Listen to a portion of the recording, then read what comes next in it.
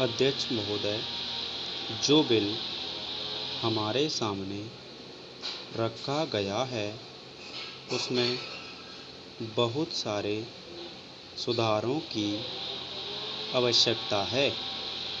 इसको और भी अच्छे ढंग से यहाँ रखा जा सकता था।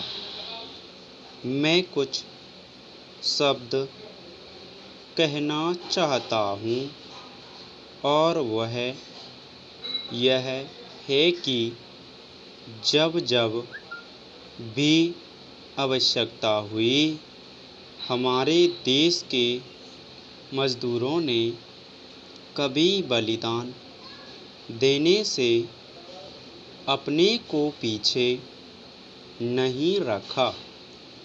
जब जब आवश्यकता हुई, उन्होंने ऐसी व्यवस्था को स्वीकार किया जिससे देश का कल्याण हो।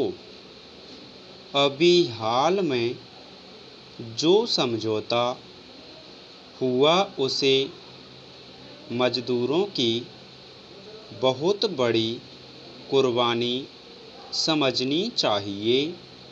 जो उन्होंने की उसे उन्होंने स्वीकार किया, जो शायद साधारण स्थिति में वे स्वीकार नहीं करते, लेकिन फिर भी देश की आवश्यकता को देखते हुए उन्होंने स्वीकार किया।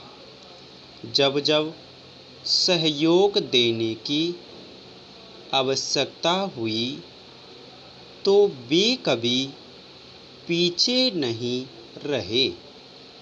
मेरा ख्याल है एक आज जो चीज़ हमारे सामने आई है, यदि विचार विमर्श करते तो उससे अच्छे ढंग से कोई रास्ता सोच करके उनको खुश कर सकते थे और अच्छा रास्ता निकाल सकते थे।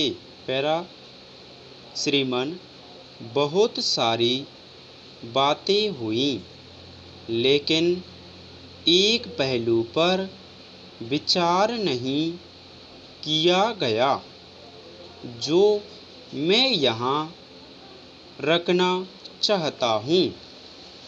एक तरफ बात होती है कि लाभ हो तो बोनस मिलना चाहिए। बात सही है, लेकिन कल्पना कीजिए वैसी स्थिति की जहाँ आप यह कहते हैं कि तुम कभी लाभ नहीं कमा सकते। मैं कोयला उद्योग की बात कहना चाहता हूँ। कोयले की कीमत निर्धारित करने के लिए एक समिति बनी थी।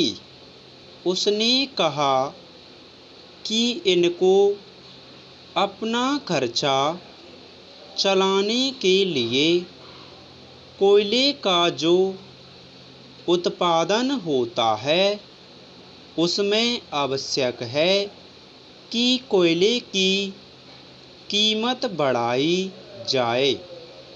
अभी भी कुछ बातें हैं जिन पर विचार किया जा सकता है। यदि गंभीरतापूर्वक विचार करके यह बिल यहाँ रखा जाता तो और भी अच्छा होता। इसमें नियत की बात मैं नहीं कहता। अच्छी नियत से यह बिल लाया गया है और प्रयत्न किया गया है कि मजदूरों की सहायता हो।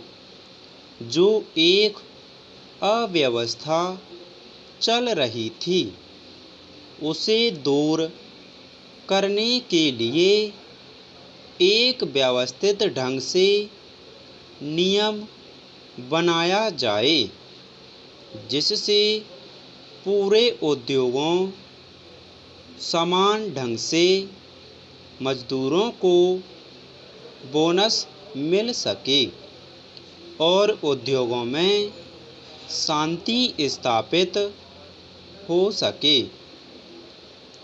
इस बात की कोशिश की गई है, लेकिन इसमें कुछ बात ऐसी रह गई हैं जिन पर विचार करना अत्यावश्यक है। आपने यह कहा कि पिछली बार जो बोनस का समझौता हुआ था उसमें कुछ अधिक भी दिया जाता था। स्टॉप।